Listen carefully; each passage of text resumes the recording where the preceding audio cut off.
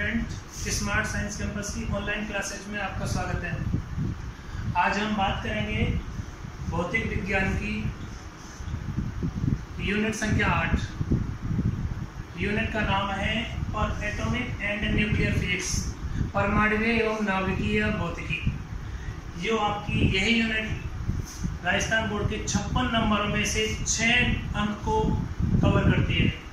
ये यूनिट आगे जाके 2 भागों में डिवाइड की गई है, जो चैप्टर संख्या 14 एवं चैप्टर संख्या 15 को कवर करती है।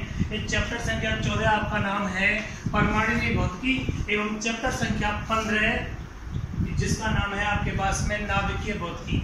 मतलब यूनिट 8वीं यूनिट है। 8वीं यूनिट का नाम है आपके पास में परमाणुवीय एवं नाभिकीय भौतिकी तथा यह 6 अंक को कवर करती है, जिसमें से इस यूनिट को आगे 2 भागों में डिवाइड किया गया है। वो चैप्टर हैं 2।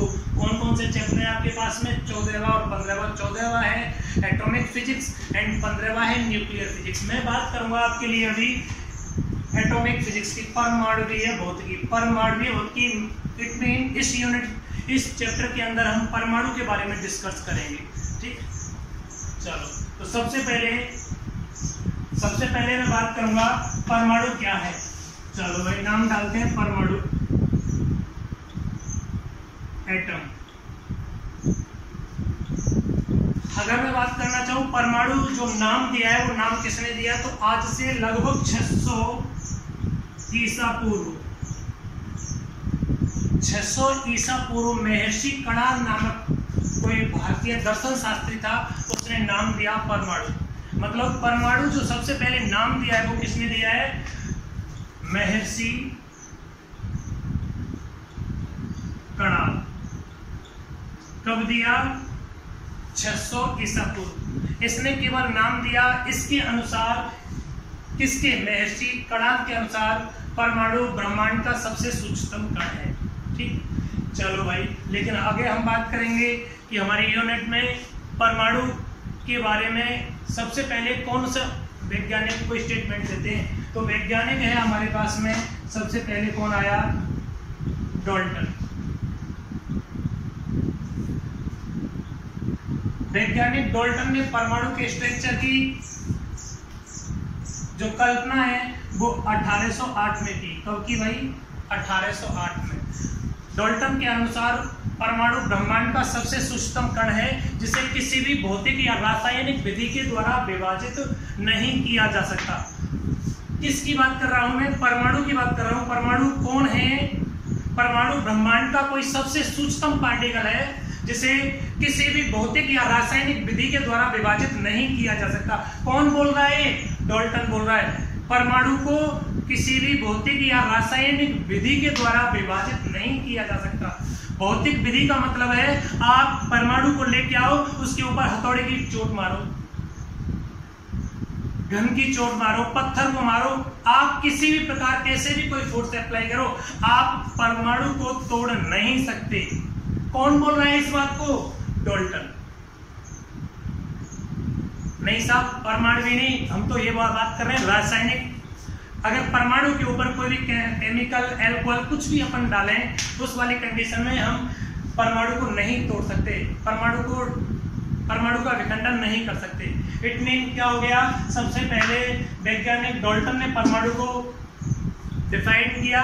परमाणु क्या है? हमारे पास ब्रह्मांड का सबसे सूक्ष्मतम कण है, जिसे किसी भी भौतिक या रासायनिक विधि के द्वारा विभाजित नहीं किया जा सकता। चलो भाई, डाल्टन के बाद में कौन आता है? डाल्टन के बाद में आता है हमारे पास में थॉमसन। कौन आएगा? थॉमसन। चलो देखते हैं। Thomson sir, J Thomson. Thomson कब आया हमारे पास?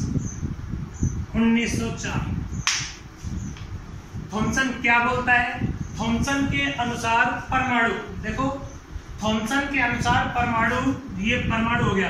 परमाणु 10⁻⁻10 मीटर त्रिज्या का कोई धनावेशित गोला होता है। थॉमसन के अनुसार परमाणु 10⁻10 मीटर त्रिज्या का कोई धनावेशित गोला है। मतलब परमाणु कोई गोल वस्तु है जिसकी रेडियस कितनी है? 10⁻⁻10 मीटर है। थॉमसन के अनुसार परमाणु 10⁻⁻10 मीटर त्रिज्या का कोई धनावेशित गोला है जिसका संपूर्ण धनावेश टोटल पॉजिटिव चार्ज इस परमाणु में एक समान रूप से फैला हुआ है। कौन बोल रहा है इस बात को? थॉमसन बोल रहा है। कब बोल रहा है? 1904 में बोल रहा है। क्या बोल रहा है? परमाणु 10⁻⁻10 मीटर त्रिज्या का कोई धनावेशित गोला है जिसका संपूर्ण धनावेश इसमें एक समान रूप से फैला हुआ है एवं इसके बीच बीच में इलेक्ट्रॉन धसे हुए हैं। इस परमाणु के अंदर इसका जो टोटल पॉजिटिव चार्ज है वो इसमें एक समान रूप से फैला हुआ है एवं इसके बीच बीच में कौन है? इलेक्ट्रॉन धसे हुए हैं। इसके बीच में कौन घुसे हुए हैं? इलेक्ट्रॉन घुसे हुए हैं। किस प्रकार धसे हुए हैं? यह इलेक्ट्रॉन इस प्रकार व्यवस्थित होते हैं जिस प्रकार तरबूज के अंदर बीज व्यवस्थित होते हैं। मजे लेने के लिए मैं बोल सकता हूं, हमारे पास तरबूज है, तरबूज में जो लाल लाल खाने वाला जुगाड़ होता है उसको आप पॉजिटिव आवेश बोल दो, वो पॉजिटिव है धनावेश। तरबूज के अंदर जो काले काले बीज होते हैं उनको मैं क्या बोल सकता हूं? इलेक्ट्रॉन। सेम कंडीशन हो रही है भाई। थॉमसन बोल रहा है, कब बोल रहा है? 1904 में बोल रहा है। क्या स्टेटमेंट है? मैं वापस अगेन रिपीट करता हूं। परमाणु 10⁻⁻10 मीटर त्रिज्या का कोई धनावेशित गोला होता है जिसका संपूर्ण धनावेश इसमें एक समान रूप से फैला हुआ होता है एवं इसके बीच बीच में इलेक्ट्रॉन धसे हुए होते हैं। यह इलेक्ट्रॉन इस प्रकार व्यवस्थित होते हैं जिस प्रकार तरबूज के अंदर बीज व्यवस्थित होते हैं। आगे इसकी जो हमारे पास परमाणु है इसकी अनुभूति थॉमसन और करता है। ये और इसके लिए एक सेंटेंस बोलता है कि भाई परमाणु के अंदर जो धनावेश है वो ऋणावेश है, वो इस प्रकार है। धनावेश के अंदर ऋणावेश इस प्रकार से व्यवस्थित है जिस प्रकार व्यंजन पुडिंग में क्या है भाई? व्यंजन पुडिंग। व्यंजन पुडिंग में स्वाद और सुंदरता बढ़ाने के लिए आलू बुखारे व्यवस्थित होते हैं। थॉमसन इसकी इस व्यंजन के साथ में कल्पना कर रहा है कि भाई ये परमाणु में इलेक्ट्रॉन इस प्रकार से व्यवस्थित है जिस प्रकार व्यंजन पुडिंग में स्वाद और सुंदरता बढ़ाने के लिए आलू बुखारे व्यवस्थित होते हैं। अरे यार मजे के लिए अपन बोल सकते हैं, आपके पास एक प्लेट है उसमें हलवा भरा हुआ है।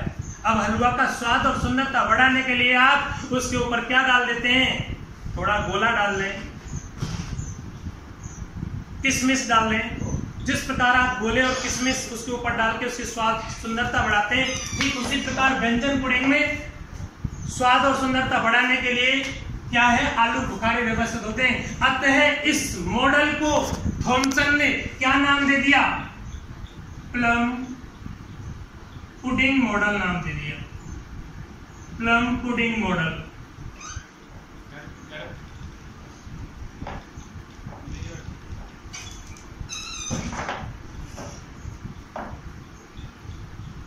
क्या नाम दे दिया? प्लम पुडिंग मॉडल नाम दे दिया। अगेन वापस फिर मैं रिपीट करता हूं। थॉमसन ने सन 1904 में एटॉमिक स्ट्रक्चर दिया जिसमें क्या बोला? परमाणु 10⁻⁻10 मीटर त्रिज्या का कोई धनावेशित गोला होता है जिसका संपूर्ण धनावेश इसमें एक समान रूप से फैला हुआ होता है एवं इसके बीच बीच में इलेक्ट्रॉन धसे हुए होते हैं। यह इलेक्ट्रॉन इस प्रकार व्यवस्थित होते हैं जिस प्रकार तरबूज के अंदर बीज व्यवस्थित होते हैं। इन समस्त इलेक्ट्रॉनों का टोटल नेगेटिव चार्ज, समस्त ऋणावेश परमाणु के समस्त धनावेश के बराबर होता है। अतः सामान्य अवस्था में परमाणु वैद्युत का उदासीन होता है। अगेन मैं बात करूंगा, इस परमाणु के अंदर जितना पॉजिटिव आवेश है उतना ही नेगेटिव आवेश है, अर्थात ये वैद्युत का कैसा हो गया? उदासीन हो गया। कैसा हो गया भाई? उदासीन। ठीक, चलो आगे उसने बोला है कि इस परमाणु के मॉडल में जो इलेक्ट्रॉन है, नेगेटिव आवेश है, वो इस प्रकार से व्यवस्थित है जिस प्रकार व्यंजन पुडिंग में स्वाद और सुंदरता बढ़ाने के लिए आलू बुखारे व्यवस्थित होते हैं। अतः इस मॉडल को किस नाम से जाना जाता है? Plum pudding model. Again question create होता है, प्लम पुडिंग मॉडल किस मॉडल को, परमाणु के किस मॉडल को, सॉरी प्लम पुडिंग मॉडल को किस नाम से, किस अन्य नाम से जाना जाता है? तो वो आपके पास में कौन सा मॉडल होगा? थॉमसन मॉडल, थॉमसन का परमाणु मॉडल। ठीक, इसका दूसरा नाम हो गया। आगे थॉमसन ने क्या किया भाई? थॉमसन ने परमाणु के कुछ अन्य गुणों की व्याख्या करने के लिए और कहा कि यदि आप इस परमाणु को एनर्जी देंगे, क्या बोलता है, गौर करके अटेंशन से देखो, जब आप परमाणु को एनर्जी देंगे, आप एनर्जी दे रहे हैं, इट मीन आप सोचिएगा हीट दे रहे हैं, मतलब ऊर्जा दे रहे हैं, ऊष्मा दे रहे हैं। जब आप परमाणु को ऊष्मा देंगे तो यह परमाणु उस ऊष्मा को ग्रहण करेगा। परमाणु ऊष्मा को ग्रहण करेगा तो परमाणु के अंदर कौन है, इलेक्ट्रॉन। उस ऊर्जा को कौन ग्रहण करेगा, इलेक्ट्रॉन ऊर्जा को ग्रहण करेगा। जैसे ही ये इलेक्ट्रॉन ऊर्जा को ग्रहण करेगा, एक्साइटेड अवस्था में आएगा, और जैसे ही इलेक्ट्रॉन एक्साइटेड अवस्था में आएगा, उत्तेजित अवस्था में आएगा, तो इलेक्ट्रॉन यहां से निकलकर कहां आ जाएगा, बाहर आ जाएगा। क्या हुआ, आपने परमाणु को एनर्जी दी, परमाणु इस एनर्जी को रिसीव करेगा, उसके अंदर इलेक्ट्रॉन एनर्जी को रिसीव करेगा, एनर्जी को रिसीव करते ही इलेक्ट्रॉन एक्साइटेड अवस्था में आएगा और कहां आ जाएगा, उसकी सतह पर आ जाएगा, और सतह पर आगे कंपन करने लगेगा, वाइब्रेट होने लगेगा। कौन आया है सतह पर, इलेक्ट्रॉन। कौन आया है भाई, इलेक्ट्रॉन आया है। तो मैं यहां से बोल सकता हूं कि जब आप परमाणु को एनर्जी दोगे तो परमाणु के अंदर इलेक्ट्रॉन उस ऊर्जा को ग्रहण करेगा, उत्तेजित अवस्था में आएगा, और उत्तेजित अवस्था में आके परमाणु की सतह पर आकर कंपन करने लगेगा। कौन कंपन करने लगेगा, इलेक्ट्रॉन कंपन करने लगेगा। अतः इस प्रकार थॉमसन इलेक्ट्रॉन के तापायनिक उत्सर्जन की तथा गैसों के आयनीकरण की सफलतापूर्वक व्याख्या करता है। कौन व्याख्या कर रहा है, थॉमसन। किसकी, परमाणु के एटॉमिक स्ट्रक्चर की व्याख्या कर रहा है। चलो भाई, परमाणु की व्याख्या करने के पश्चात में क्या होता है भाई,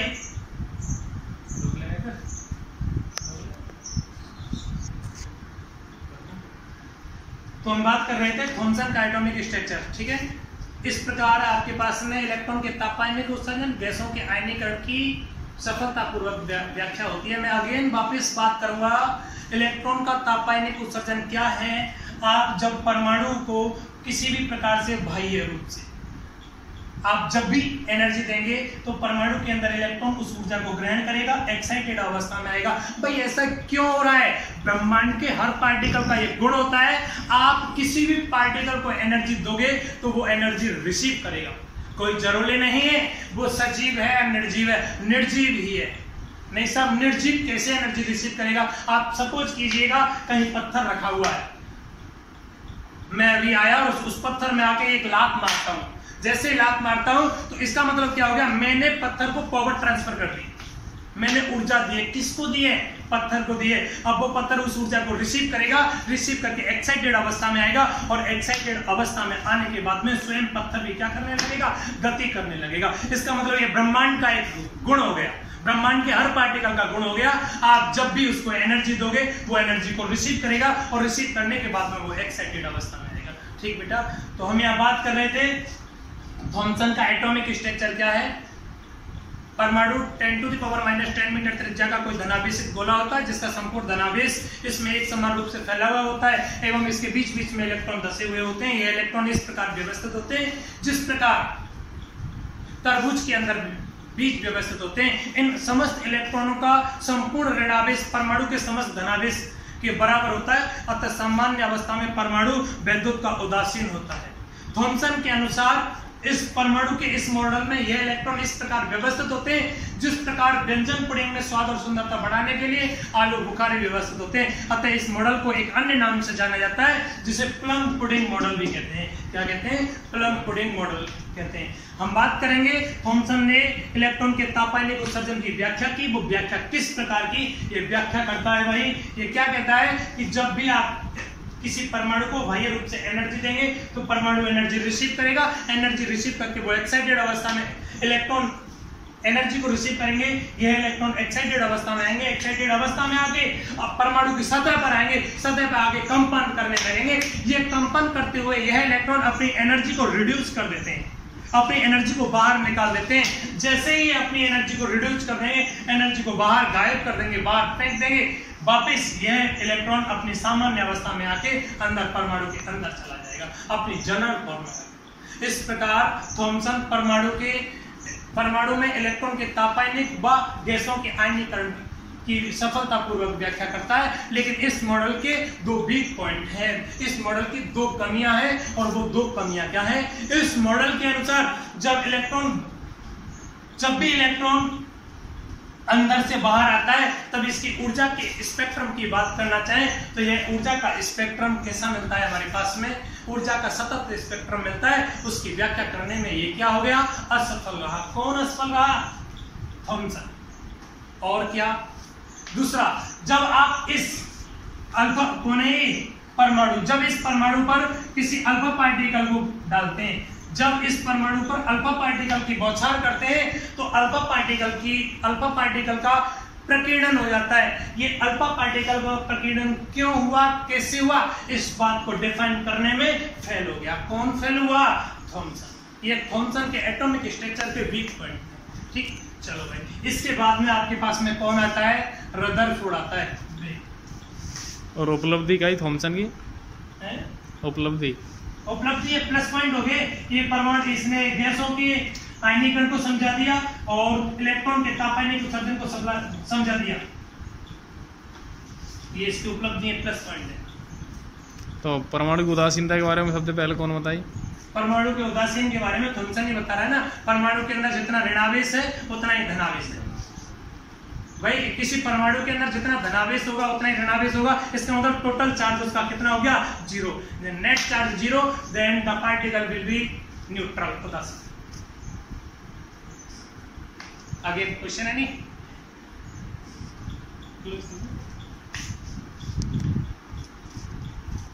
चलो, अब थॉमसन के एटॉमिक स्ट्रक्चर के बाद में कोई वैज्ञानिक आया। वो कौन आया? रदरफोर्ड आया। रदरफोर्ड ने वापस परमाणु को डिफाइन करने के लिए अपना कोई मॉडल दिया। कब दिया? 1911 में दिया। रदरफोर्ड ने परमाणु के मॉडल को समझाने के लिए एक प्रयोग किया जिसे अल्फा कण प्रकीर्णन प्रयोग के नाम से जाना जाता है। अल्फा कण प्रकीर्णन प्रयोग। अल्फा कण प्रकीर्णन प्रयोग कौन कर रहा है? रदरफोर्ड कर रहा है। अगेन वापस यहाँ रिपीट करके देखिएगा बेटा।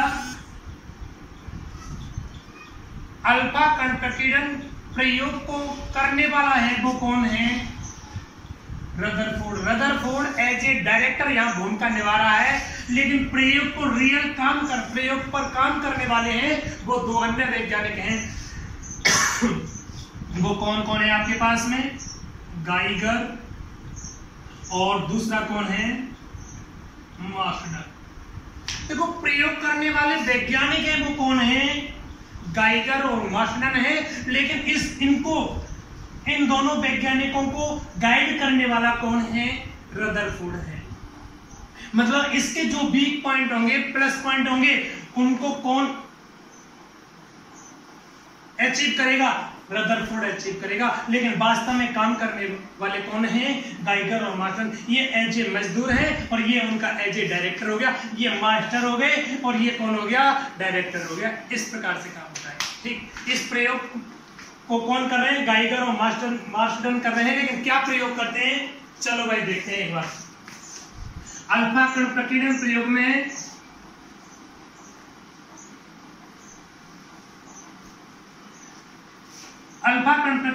में एक पतला स्वर्ण पत्र लिया।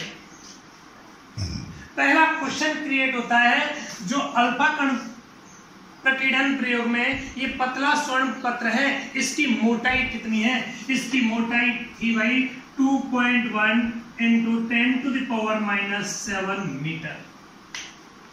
यहां पतला स्वर्ण पत्र है, कोई सोने की पन्नी है जिसकी मोटाई कितनी है?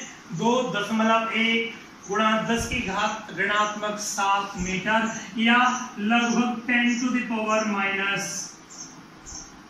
मीटर। ठीक, पतले स्वर्ण पत्र के ऊपर अल्फा पार्टिकल्स। स्वर्ण पत्र क्यों लियो? क्योंकि इस स्वर्ण पत्र से अल्फा कण का प्रकीर्णन इजीली हो सकता है। ये आपके पास में इस मॉडल में आगे मिलेगा। हाँ, इस पतले स्वर्ण पत्र की मोटाई हो गई। इसके ऊपर कौन डाला जा रहा है? अल्फा पार्टिकल्स, अल्फा कण है। अल्फा पार्टिकल्स जनरेट करा रहे हैं। ये अल्फा पार्टिकल कहां से जनरेट होता है? ये आपके पास में रेडियो एक्टिव पदार्थ, रेडियो एक्टिव पदार्थ। एक्चुअली मैं बात करना चाहूं, आवर्त सारणी के अंदर एटॉमिक नंबर 83 के बाद में जितने भी एलिमेंट हैं, किसी भी एलिमेंट से आप अल्फा पार्टिकल बार जनरेट कर सकते हैं। लेकिन इस स्थान पर जो मेन एटम लिया वो कौन लिया? बिस्मथ यूज लिया। रेडियो एक्टिव पदार्थ कौन यूज किया? बिस्मथ यूज किया, जिसका एटॉमिक नंबर कितना है? 83 है। ये कोई जरूरी नहीं है कि बिस्मथीय हो सकता है। आप हमारे पास में या यूरेनियम ले लें, जैसे आपने ले लिया 92 यूरेनियम 235 ले लिया या 236 ले लिया। जैसे ही आप 92 यूरेनियम 236 को तोड़ते हैं तो आपके पास में मिल गया 90 थोरियम 232 प्लस 2He4। ये आपके पास में कौन है? अल्फा पार्टिकल है, अल्फा कण है। इनमें अल्फा पार्टिकल क्या है? पहला क्वेश्चन अगेन क्रिएट होगा। अल्फा पार्टिकल किसे कहते हैं? हीलियम के नाभिक को अल्फा पार्टिकल बोला जाता है, जिसके अंदर केवल 2 प्रोटॉन होते हैं। हीलियम के नाभिक को क्या कहते हैं? अल्फा कण कहते हैं। अल्फा कण के पास केवल 2 प्रोटॉन होते हैं, 2He4। ये अल्फा पार्टिकल बाहर जनरेट हो गया। चलो भाई, हमें इससे कोई लेना देना नहीं, हम तो बात कर रहे थे अल्फा कण प्रकीर्णन प्रयोग। अल्फा कण प्रकीर्णन प्रयोग में क्या लिया? एक पतला स्वर्ण पत्र लिया, पतला स्वर्ण पत्र लिया जिसके ऊपर अल्फा कणों की बौछार की। ये अल्फा कण कहां से उत्पन्न किए? कोई रेडियो एक्टिव पदार्थ ले लिया। ये रेडियो एक्टिव पदार्थ क्या है आपके पास में? बिस्मथ लिया, जिसका एटॉमिक नंबर कितना है? 83 है। और भी है यहाँ पर। ये अल्फा पार्टिकल एक पतले किरण पुंज के रूप में बाहर जाएं, एक संकीर्ण छिद्र के रूप में बाहर जाएं, इसीलिए यहां पीवी की प्लेट लगा दी। यहां मैं बोल सकता हूं पीवी की प्लेट है या पीवी की ईंट लगा दी। इन ईंटों के मध्य में संकीर्ण छिद्र है, जिसमें ऊपर केवल एकमात्र अल्फा पार्टिकल जा सकता है बाहर। चलो भाई, इसके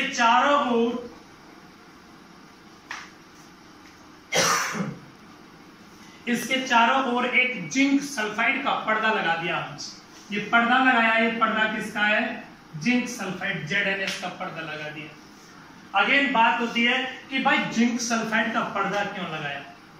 भाई जिंक सल्फाइड का पर्दा इसलिए लगाया, जैसे ही यहां से अल्फा कण किसी भी कंडीशन में जिंक सल्फाइड के पर्दे से जाकर टक्कर करेगा, तो जब जब अल्फा पार्टिकल जिंक सल्फाइड के पर्दे पर जाकर टकराता है, उस वाली कंडीशन में क्या होगा? प्रतिदीप्ति उत्पन्न होगी। प्रतिदीप्ति विद्युत स्फुलिंग की घटना होगी, चमक उत्पन्न होगी। अरे यार, 2 पत्थरों को आपस में रगड़ते हैं या पत्थरों से पत्थर टकराते हैं, उस वाली कंडीशन में जो चमक उत्पन्न होती है, मैं उसको क्या बोल सकता हूँ? प्रतिदीप्ति बोल सकता हूँ। मतलब चमक उत्पन्न होगी। भाई जिंक सल्फाइड के पर्दे से जैसे अल्फा पार्टिकल आके टक्कर करेगा तो हम प्रतिदीप्ति उत्पन्न होगी, चमक उत्पन्न होगी।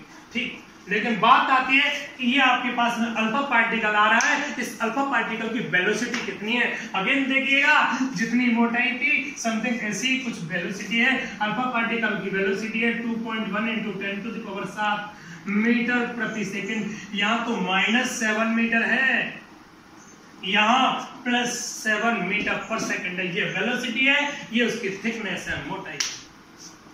चलो, इसमें क्या हुआ? जब इस अल्फा पार्टिकल पर बहुत सारे जब इस स्वर्ण पत्र पर बहुत सारे अल्फा पार्टिकल डाले, तो वैज्ञानिक गाइगर और मास्टर क्या पाते हैं? कुछ अल्फा पार्टिकल इस प्रकार सीधे निकल गए। मैक्सिमम अल्फा पार्टिकल इस प्रकार सीधे निकल गए।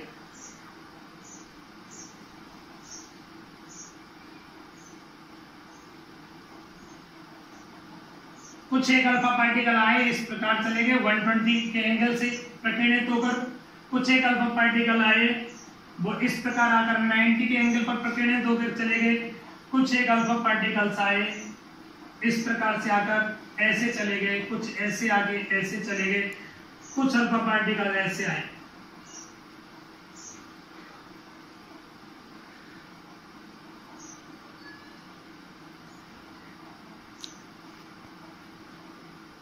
यहां देखा गया एक अल्फा पार्टिकल जैसे आया उसी रास्ते से वापस चला गया, 180 डिग्री के कोण से प्रकीर्णित होकर चला गया।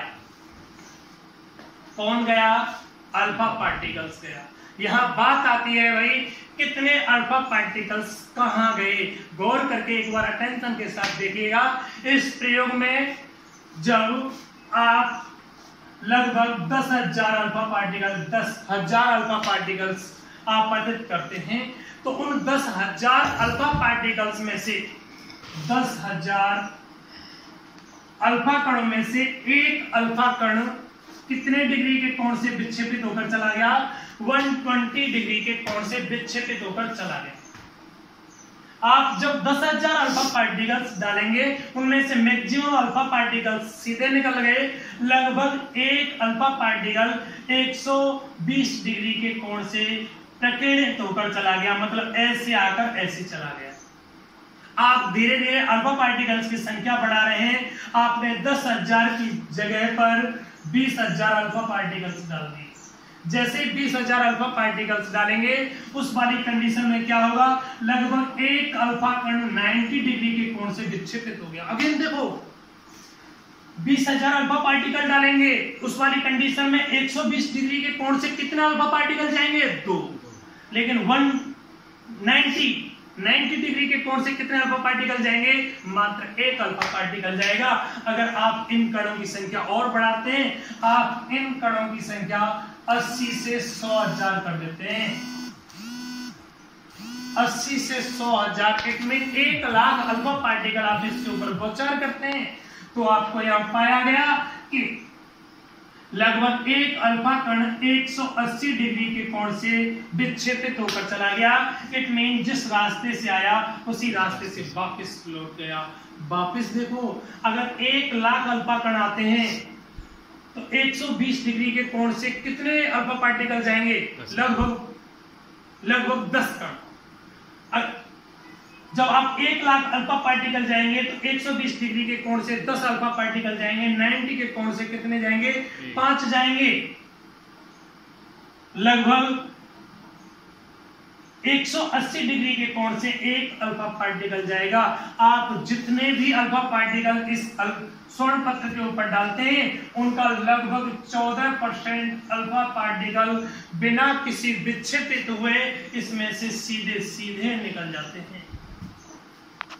ऐसा प्रयोग कर रहे हैं गाइगर और मार्टन। इस प्रयोग को करते हुए इस प्रयोग को देख रहा है कौन? रदरफोर्ड।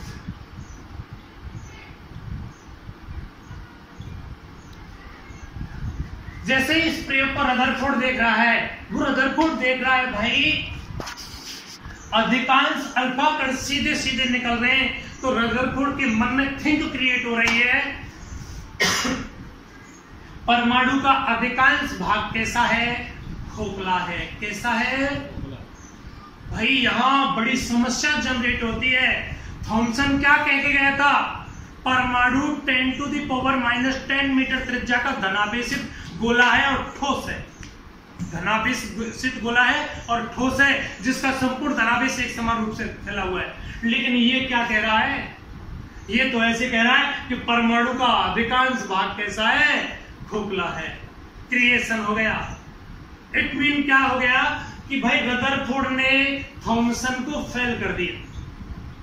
पहला स्टेटमेंट आता है भाई इसके मैक्सिमम अल्फा पार्टिकल सीधे निकल के जा रहे हैं, जिससे रदरफोर्ड बोलता है परमाणु का अधिकांश भाग क्या है? खोखला है। चलो भाई और क्या बोलता है?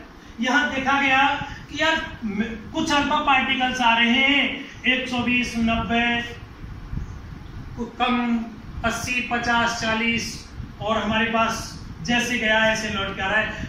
कुछ अल्फा पार्टिकल्स क्या हो रहे हैं? जिस रास्ते से गया उसी रास्ते से लौट के आ रहे हैं। इसका मतलब क्या है? इस यहाँ रदरफोर्ड बोल रहा है कि इस जो अल्फा पार्टिकल, ये कौन है? स्वर्ण पत्र है। इस स्वर्ण पत्र का जितना भी धनावेश है सारा का सारा धनावेश, इसका टोटल पॉजिटिव चार्ज इस स्थान पर संकेंद्रित है। मतलब इन दोनों पॉइंटों को एक साथ मिलाकर मैं बोल सकता हूं रदरफोर्ड के अनुसार परमाणु का अधिकांश भाग खोखला होता है एवं इसका समस्त धनावेश उसके केंद्र में एक अति सूक्ष्म स्थान पर संकेंद्रित होता है, जिसे हम केंद्रक या नाभिक कहते हैं। क्या कहते हैं? केंद्रक या नाभिक कहते हैं। बहुत है। शेष आगे का अध्ययन हम नेक्स्ट वीडियो में करेंगे।